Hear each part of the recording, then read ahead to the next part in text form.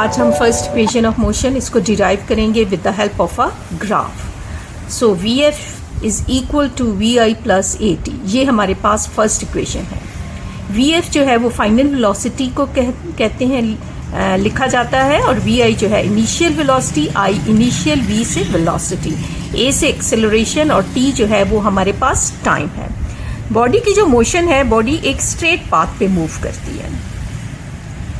इसकी मोशन को हम ओ से स्टार्ट करते हैं। इनिशियली जो है वो बॉडी ओ से यानी 0 से स्टार्ट हो रही है। उसके बाद वो एक पॉइंट पे पहुंचती है, और इस पॉइंट को ए रिप्रेजेंट हम करते हैं।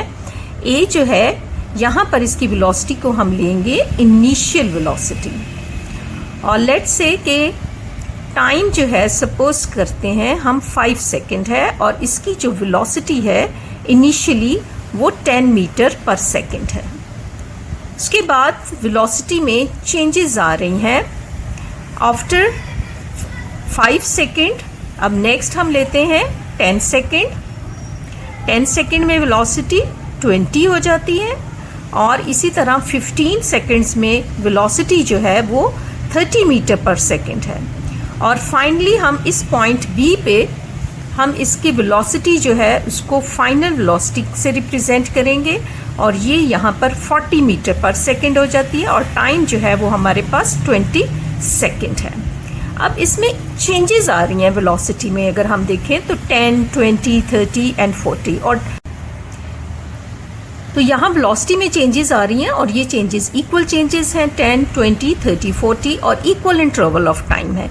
इस तरह जो एक्सेलरेशन प्रोड्यूस्ड होता है उसको हम कहते हैं यूनिफॉर्म एक्सेलरेशन। सो इसको कहा जाता है यूनिफॉर्म एक्सेलरेशन। सो ये यूनिफॉर्म एक्सेलरेशन मीन्स के जब डिस्प्लेसमेंट या डिस्टेंस, ठीक है, equal distance in equal interval of time, तो जो एक्सेलरेशन हमारे पास है वो यूनिफॉर्म एक्सेलरेशन है। और अभी मैंने आपको बताया कि बॉडी जो है वो स्ट्रेट पाथ पे मूव कर रही है, तो चाहे आप इसको डिस्टेंस कहें चाहे आप इसको डिस्प्लेसमेंट कहें, तो स्ट्रेट पाथ की मोशन को डिस्टेंस भी कहा जाता है और डिस्प्लेसमेंट भी कहा जाता है। अब हम इसका ग्राफ बनाते हैं, तो इस तरह हमारे पास एक ग्राफ ऑब्टेन होगा कि ओ से ए, ओ इसकी स्टार्टिंग पोजीशन है, ए जो है वो ऑब्जर्विंग पोजीशन है कि हम यहाँ पर इसकी मोशन को ऑब्जर्व कर रहे हैं। सो जब हम इसका ग्राफ बनाएंगे तो ये इस तरह हमारे पास ग्राफ ऑब्टेन होगा। ये पहले भी आपने स्टडी किया हुआ है ग्राफ के पोर्शन में। तो ये equal distance in equal interval of time है। तो ये आपके पास एक्सेलरेशन, ये जो स्लोप है इसको हम कहते हैं स्लोप। इस स्लोप को कहा जाता है एक्सेलरेशन। तो चलिए हम इक्वेशन को डिराइव करते हैं with the help of this graph. So सबसे पहले हम स्लोप को देखते हैं कि स्लोप क्या चीज़ है। स्लोप जो है अभी मैंने आपको बताया कि ये क्या है, एक्सेलरेशन है। और ये होता क्या है, स्लोप जो होता है ये परपेंडिकुलर, ठीक है, डिवाइडेड बाय यानी कि बेस। अब ये y है डिवाइडेड बाय x है, इसको हम y एक्सिस कहा जाता है और इनको हम x एक्सिस कहते हैं। तो हम कहते हैं del y divided by del of x, तो ये इसको स्लोप कहते हैं। स्लोप क्या है, del y divided by del x है। x एक्सिस पर हमने टाइम को लिया है, और y एक्सिस पे हमने इसकी वेलोसिटी को लिया है। टाइम जो है वो डिपेंडेंट क्वांटिटी होता है, इंडिपेंडेंट क्वांटिटी होता है, ये किसी पर डिपेंड नहीं करता, इसलिए it is always plotted on x axis, और y एक्सिस पर हमने इसकी वेलोसिटी को लिया है, ठीक है। सो डेल y, अब यहाँ पर आपके पास ये स्लोप है और ये हमारे पास जो है वो ग्राफ है। तो डेल y यहाँ से क्या है, अगर हम यहाँ पर देखें तो ये किससे हमने रिप्रेजेंट किया है, BC से। तो हम लिखेंगे यहाँ BC डिवाइडेड बाय x को हमने डेल x को किससे डिनोट किया है, AC से। तो हम लिखेंगे इसको AC। अब हम BC को फाइंड आउट करते हैं कि ये BC क्या चीज़ है। अब BC हमने फाइंड आउट करना है, ये BC क्या है।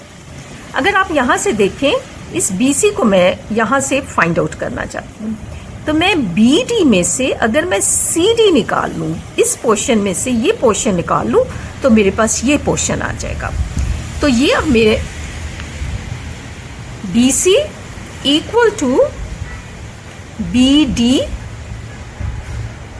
Minus C D divided by A C. अब लेट्स सी कि what is B D. B D क्या है?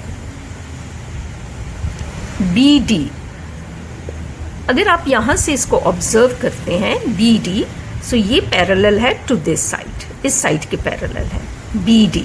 तो ये 0 से वी एफ है, तो बी डी क्या हुआ हमारे पास? V F. अब हमने सी डी देखना है। This C D it is parallel to O A.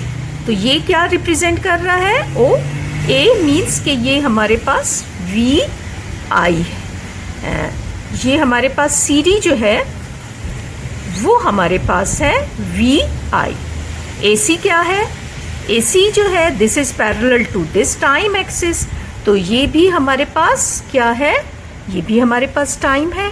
तो हम कहते हैं कि ए सी जो है that is equal to time.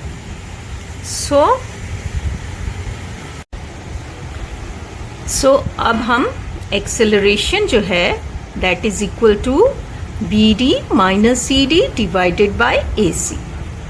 B D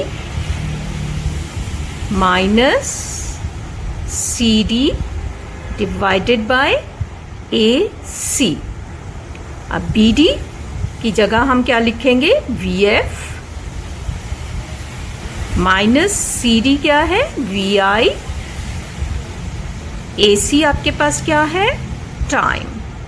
so acceleration is equal to V F minus V I over time. तो जब आपने एक्सेलरेशन फाइंड करना हो तो ये आपके पास इक्वेशन बनती है, A is equal to V F minus V I over time.